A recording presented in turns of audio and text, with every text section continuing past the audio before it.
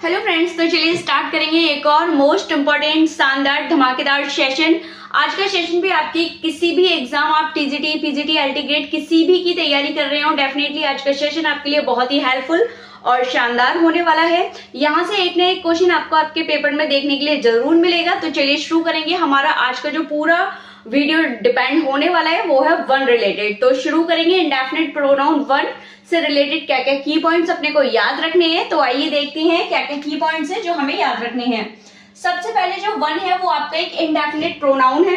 Indefinite pronoun मैं आपको define कर ही चुकी हूँ। अगर इससे पहले वाला वीडियो आप लोगों ने नहीं देखा है तो वो आप लोग जरूर देखें।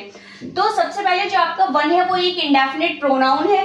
किसी भी सेंटेंस में जब हम इसे एज अ सब्जेक्ट यूज करते हैं तो ये काउंट होता है सिंगुलर सब्जेक्ट। कैसे काउंट होगा? Singular subject. और अगर सब्जेक्ट अपना सिंगुलर है तो हम लोग एक वर्ड फॉर्मेट पढ़ते हैं, सब्जेक्ट और वर्ब का फॉर्मेट। उसमें जैसा सब्जेक्ट होता है वैसी ही वर्ब आती है।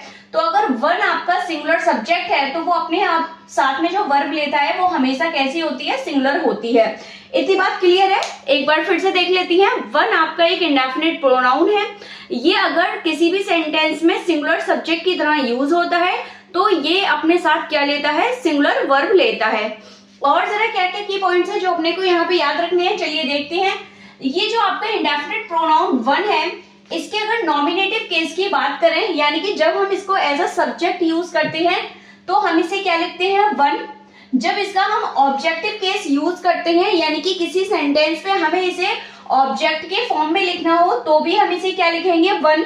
क्यों ये याद रखना जरूरी है? क्योंकि कभी कभी मान लीजिए आप क्या लिखते हैं? ही लिखते हैं सब्जेक्टिव फॉर्म में, लेकिन ही का जो ऑब्जेक्टिव केस होता है वो क्या होता है? हिम। तो ये आपको बात पता होनी चाहिए कि वन ही आपका नॉमिनेटिव केस है, वन का ऑब्जेक्टिव केस भी आपका वन है।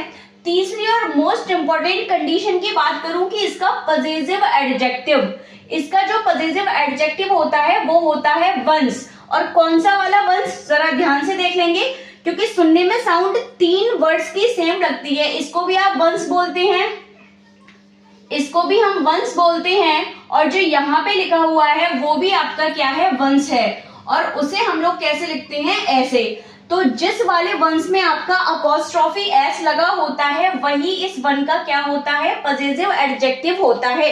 ये बहुत ध्यान से देख लीजिए, क्योंकि ये छोटी सी गलती आपको एक नंबर दिला सकती है और आपका एक नंबर हटा भी सकती है। तो ध्यान रखेंगे जो पजेसिव एडजेक्टिव है इस वन का वो क्या होता है? वंस होता है। और जब इसके रिफ्लेक्सिव केस की बात की जाए तो इसका रिफ्लेक्सिव केस क्या होता है? One self. बहुत अच्छे से देखेंगे क्या होता है? वन सेल्फ, ना कि वन सेल्फ या फिर itself, himself, themself, then self, their self, कुछ नहीं होगा। मैंने एग्जाम्पल भी लिखे हैं ताकि बहुत अच्छे से क्लियर हो सके।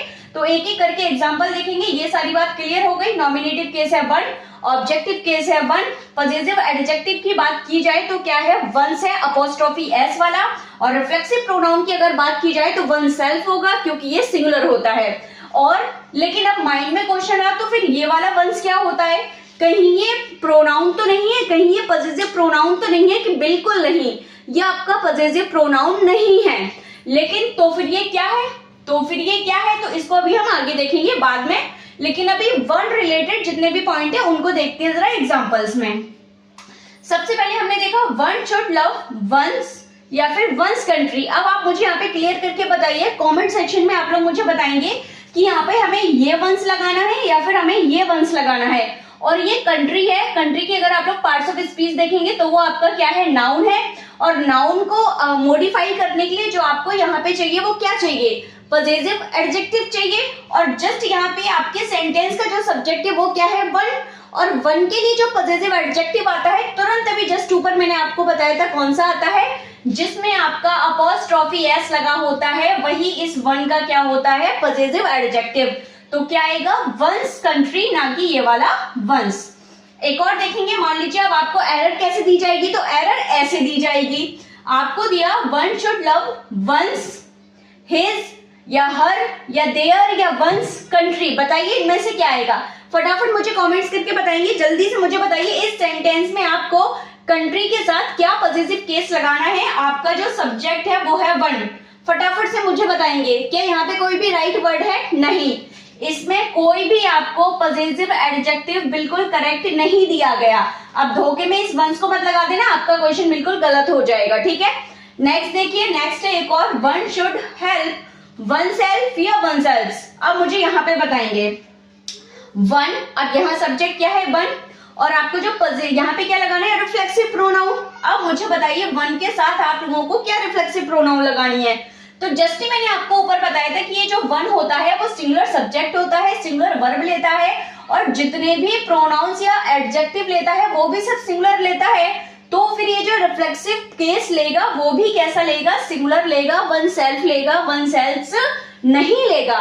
क्लियर है। एक और देख लेते हैं, चलिए। अब हो सकता है आपको सिंगुलर लग रहा हो तो आपके मन में थोड़ा सा क्या आ जाए, थोड़ा सा डाउट आ जाए कि वन सेल्फ भी हो सकता है, फिर इट सेल्फ भी तो हो सकता है, ये भी तो सिंगुलर है। लेकिन आपको पता होना चाहिए इट सेल्फ तो जो रिफ्लेक्सिव प्रोनाउन है वो किसका है, वो इट का है, ना कि वन का।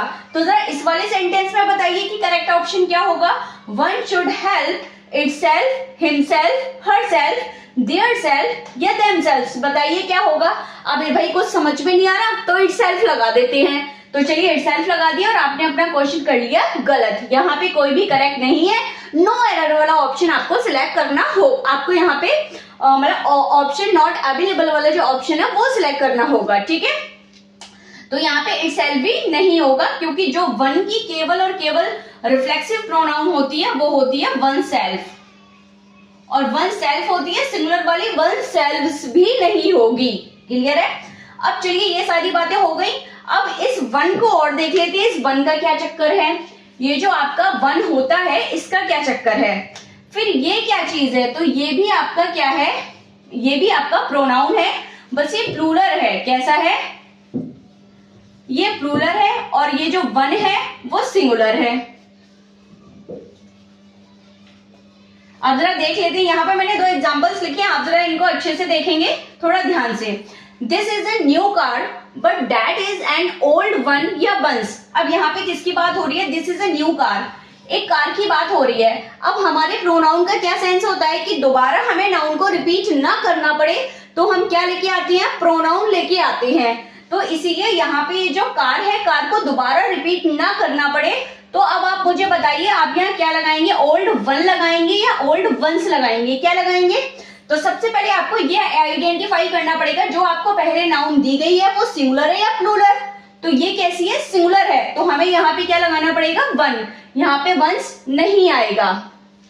अब दूसरा एग्जाम्पल देखते हैं, these are new chairs but those are old ones, या फिर वन। फटाफट से मुझे अब देख के बताएंगे दूसरे वाले में क्या ऑप्शन करेक्ट होगा।